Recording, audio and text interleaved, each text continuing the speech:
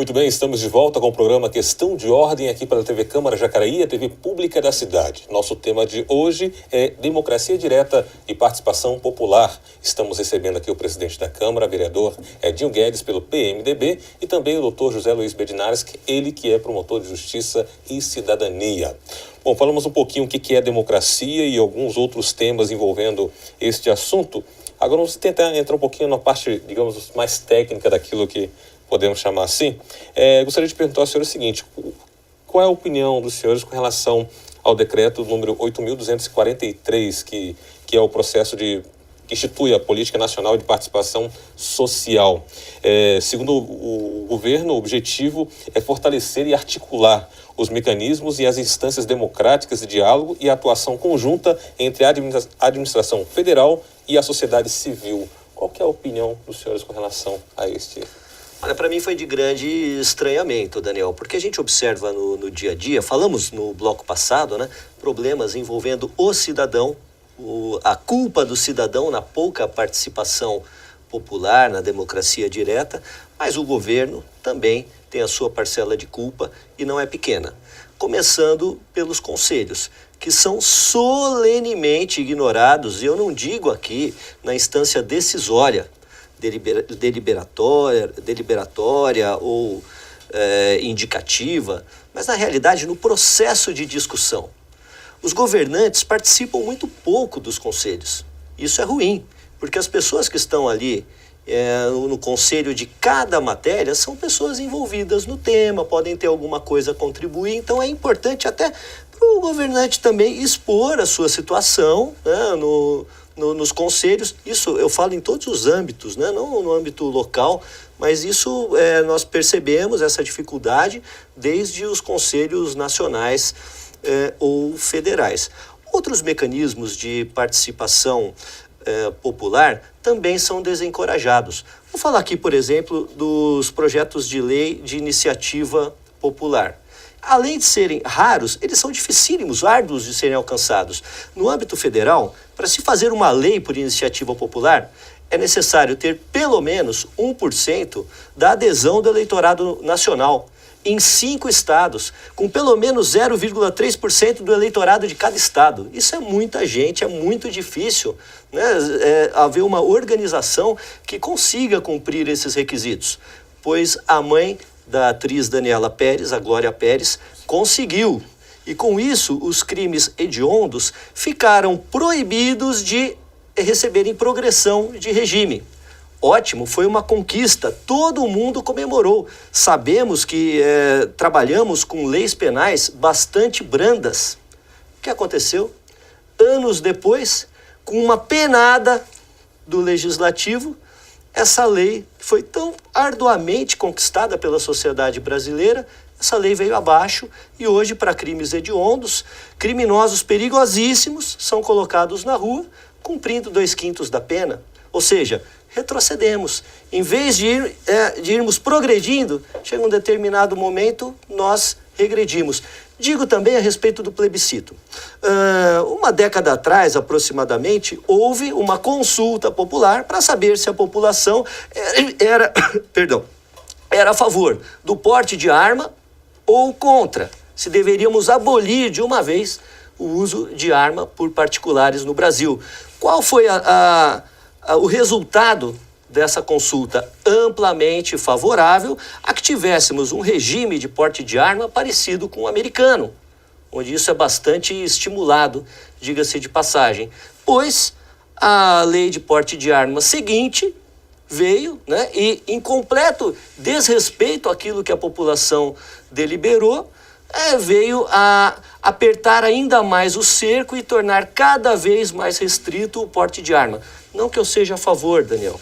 Tecnicamente, sou contra, porque eu sei o que envolve isso em termos de crescimento da criminalidade e onde essas armas vão parar. Mas a questão é, por que se faz um plebiscito, então? E como fica a cabeça do cidadão já desencorajado pela situação anterior? Tanto que depois desse plebiscito, resolveram nem fazer outros. Então, quer dizer, muitas vezes a população é chamada a discutir, mas aquilo que é discutido não é levado em consideração. Presidente, a gente ouvindo algumas pessoas que participam desses conselhos, chega a ouvir o seguinte, que eles acham que existe uma resistência muito grande por parte de alguns governantes com relação a isso, porque ninguém quer dividir o poder, né? Qual é a sua visão com relação a isso? O senhor acha que alguns governantes têm esse receio dessa divisão de poder já abrindo demais, digamos, com a participação popular? Eu penso que isso é uma questão cultural do administrador público brasileiro e ouso dizer que até a grande maioria dos administradores de não se ouvir muito a base ou o grupo a qual ele representa. Isso tem mudado, né? Até os grandes estudiosos da gestão têm trazido essa questão da gestão compartilhada, né? Aplicada no ambiente empresarial. Estudando o poder legislativo em outros países, especial na Europa, a gente percebe muito o poder dos conselhos, na verdade, atuando. Vou citar aqui Portugal, que é o nosso país irmão aí. Lá a Câmara de Vereadores se reúne com uma periodicidade bem menor que a nossa, e o que seria a associação de moradores, eles chamam de conselhos dos distritos, lá dos bairros, que decide muitas das questões e encaminham isso para a prefeitura. Então, é um outro modelo de poder legislativo, de democracia, né, de participação. Então, eu penso que é uma questão cultural, só que quem é representado, se não concorda com isso, tem que se colocar. Acho um outro ponto interessante aí, que foi a crítica com relação à Política Nacional de Participação Social, que é uma lacuna, na verdade, né, que existe. A Constituição ela coloca que a função do Poder Legislativo é legislar e fiscalizar o Executivo. Só que, informalmente ou formalmente, na maioria das vezes, ele acaba fazendo uma terceira função, que talvez fosse essa lacuna que esse projeto tentou ocupar, de ser o intermediador das palavras, das vontades da população ao Poder Executivo. Então ele fica no fogo cruzado, já que não tem um contato direto, fora os conselhos, que, como bem colocou o Dr. Berdinazzi, acaba sendo, de alguma forma, esvaziado ou pouco valorizado. Então, hoje, as ferramentas que nós temos de participação direta da população não estão bem claras. E quem está fazendo isso em alguns locais de maneira mais correta e de outros locais se aproveitando até dessa situação, é o Poder Legislativo, que por ele ser um poder de representação plural, diferente do Executivo, que é um presidente, um governador e um prefeito, a população automaticamente vai lá procurar o Poder Legislativo para reclamar dos seus problemas e tal. Só que tem, assim, eu ouso dizer, pelo menos trazendo a minha experiência aqui municipal,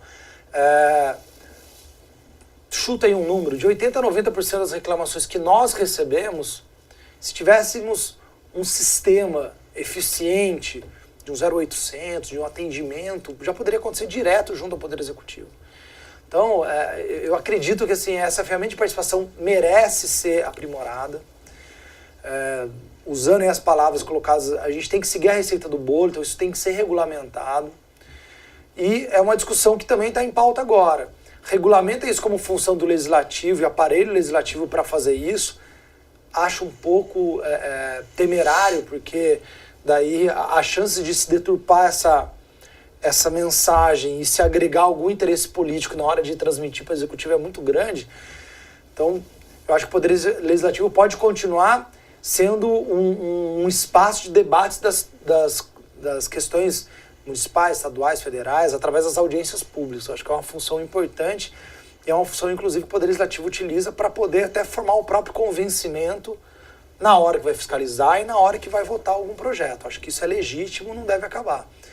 Mas nós precisamos regulamentar de forma institucional, né, nacionalmente, estadual e municipal, essa forma de participação e ampliar. Porque não dá para a gente ignorar que hoje é possível a população participar mais e ficar ainda utilizando o modelo democrático de 30, 50 anos atrás, da República lá. Então, de muito mais tempo, né, inclusive. Então, a gente precisa realmente fazer um upgrade aí da nossa democracia. Temos novos hardwares, novas ferramentas, então vamos fazer uma atualização desse sistema aí para que ele funcione e facilite mais a população. A crítica feita aí, e o que eu li da política nacional, e até o Congresso derrubou, acho que teve um caldo muito político pós-eleitoral e muito uma dor corporativista do Legislativo, falando, não, mas estão querendo tirar o nosso poder de intermediação e tal. Vejo com receio essa justificativa. Acho que é uma discussão um pouco pobre, né? Deu uma visão aí corporativa. Não, nós seremos os detentores da mensagem que a população trouxer para a gente. Eu acho que não. Acho que o Poder Executivo, se a gente encurtar esse caminho, ele pode fazer essa função, receber a informação e operar ela rapidamente. E nós continuamos como auditores desse processo. A gente audita e fiscaliza esse processo e regulamenta ele como ele deve acontecer. Mas eu acho que esse contato pode ser direto junto com o Executivo, não precisa do Poder Legislativo para isso. Muito bem, o senhor citou alguns exemplos aqui, um exemplo também recente na história, o exemplo da Islândia, não sei se o doutor também está por dentro, lembra esse assunto, que foi conhecido como a Revolução das Panelas e Frigideiras, né, depois da crise de 2008 lá, onde o povo realmente colocou pressão, né, e foi lá alterado, digamos, até a própria Constituição do país, que estava vigente lá desde 1944, e parece que por lá o caminho anda de forma bem melhor do que estava antes. E aí eu pergunto para o senhor aqui, doutor, o seguinte, baseado nisso que o presidente falou, como é que o senhor entende que qual seria o caminho possível para realmente se chegar a um consenso dentro desse assunto, onde alguns ainda insistem em dizer que o grande problema que nós temos hoje no nosso país é justamente a falta de interesse e também ou o interesse daqueles que não conhecem realmente de fato o processo democrático? O caminho mais barato e mais prático, e a meu ver também mais eficaz, de participação popular que nós temos à disposição, que foi uma grande conquista pós-Constituição de 88, foi a instalação de ouvidorias em várias instâncias do poder público. Até o Ministério Público tem ouvidoria e os promotores recebem diariamente, por intermédio da ouvidoria, várias queixas que a população formula, inclusive da própria casa. Faz ali na internet, do seu computador, envia, isso vai para a ouvidoria do Ministério Público e depois é distribuído. O que eu observo é que nós precisamos aprimorar a ouvidoria aqui no município, que existe, louva-se, né, que existe, porque muitos municípios não possuem, Jacareí tem, e isso é mérito da prefeitura. Agora, depois do elogio, vai também uma crítica. Nós precisamos desencastelar a ouvidoria, que hoje se encontra anexada à corregedoria, como um receptáculo apenas de reclamações que vão desembocar em processos administrativos. Precisamos levar a ouvidoria aqui para baixo, tirar lá do primeiro andar e colocar no térreo, na Praça Atende Bem, para que a população tenha mais contato e mais acesso a essa ouvidoria. E que essa ouvidoria não seja simplesmente uma porta de entrada da corregedoria, mas sim um órgão geral de informação e de distribuição de requerimentos populares aos diversos órgãos, seções e repartições municipais. Maravilha. Bom, e sobre este assunto, eu já puxo agora também aqui para casa, já que o senhor falou na questão de casa, eu já puxo aqui com o presidente Edinho Guedes, o que a Câmara Municipal tem feito, as ferramentas que tem utilizado justamente para poder chegar a esse ponto, que eu sei que a sua opinião é bem parecida, se não igual a do promotor relacionada a isso. Quais são as ferramentas que a Câmara hoje tem utilizado para chegar mais próximo à população, para realmente, de fato, não só entender o que ela precisa e passar, mas também dentro desse processo fazer um sistema de educação para que ela realmente conheça como funcionar e como cobrar? Bom, aqui nós percebemos assim, e que a gente tinha algumas possibilidades com baixo investimento e utilizando estruturas já existentes para ampliar a participação da população. Primeiro, a própria TV Câmara é um exemplo disso, com a ampliação da programação para o canal aberto, onde também veio a responsabilidade de produzir 24 horas de conteúdo, mas são 24 horas de conteúdo, a gente ainda não consegue as 24 horas ser 100% Jacareí, por dificuldade de demanda, de recurso humano para isso, mas a gente ampliou a janela das pessoas conhecerem o que acontece na cidade, quem são as pessoas que formam a cidade e quais os temas. Então a estruturação da TV foi muito importante, inclusive empossando o conselho editorial, que passou a dar uma linha editorial para a TV, como uma TV pública, e não só como uma ferramenta de promoção do trabalho do vereador, que é algo que limita e diminui a função da TV Câmara, até eu acho que deturpa a função da TV Câmara. Esse foi o primeiro passo.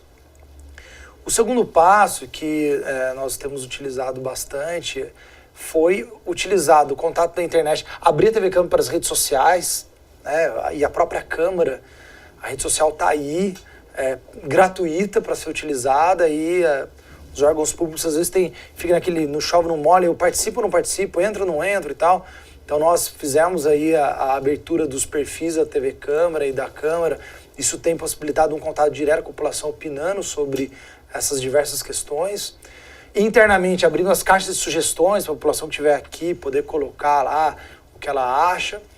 E, recentemente, uma última ferramenta, que nós denominamos como Vota Cidadão, que é a possibilidade da população votar nos projetos de lei antes do vereador.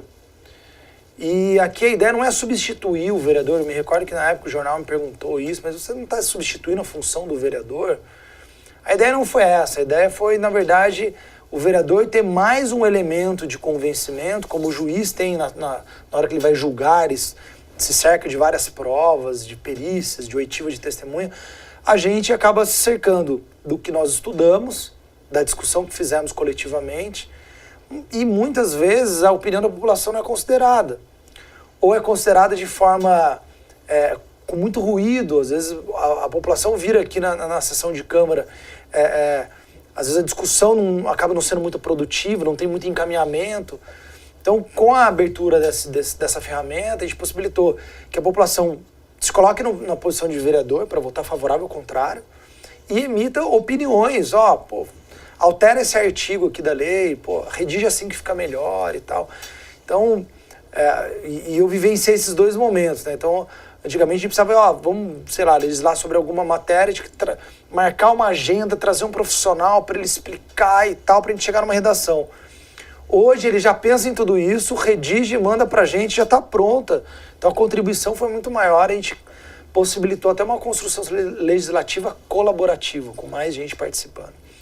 Essas foram as ferramentas prontas, né? Tem duas ferramentas que estão no forno ainda, que a gente quer implementar antes do final desse ano, que é o banco de dados, banco de contratos do Poder Executivo. Então muita gente questiona por que o serviço público é prestado assim, por que não pode 65 anos usar o ônibus e tal, por que a Zona Azul não é o valor X, o valor Y. A gente às vezes tem que ficar tentando explicar cláusulas contratuais. E a ideia agora é tornar isso público no site da Câmara como fiscalizadora do Poder Executivo, tornar acessível isso.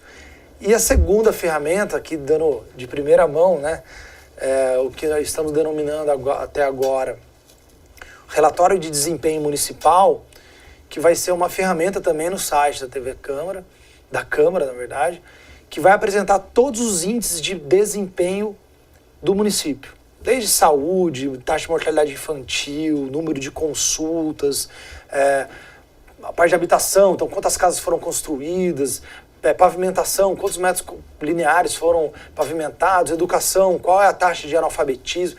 Então, nós descobrimos, né, que todas essas informações estão escondidas num site público de algum ministério, porque a prefeitura já é obrigada a medir e informar isso. Só que a população não sabe disso. Eu acabei descobrindo isso por ter que fazer uma pesquisa na época do mestrado. Falei, olha, já está disponível, por que a gente não junta? Então hoje, agora com o concurso, acabou de assumir o assistente de estatística e tal, a gente está construindo, compilando todos esses dados que já são dados disponíveis à população num relatório. Então amanhã, quando forem discutir alguma coisa da cidade, a gente não vai discutir baseado no eu acho, eu ouvi falar, mas vai ter lá a prova com a fonte. Então isso vai qualificar o debate, o entendimento do funcionamento da cidade e até o diagnóstico dos desafios para a solução dos problemas. Então essas são as contribuições que a gente procurou construir para facilitar a participação da população, mas a participação com qualidade, conteúdo e conhecimento de causa. Maravilha. Você está assistindo ao programa Questão de Ordem. Nosso tema de hoje é Democracia Direta e Participação Popular. Hora de mais um intervalo, mas já voltamos com o terceiro e último bloco. Continue com a gente.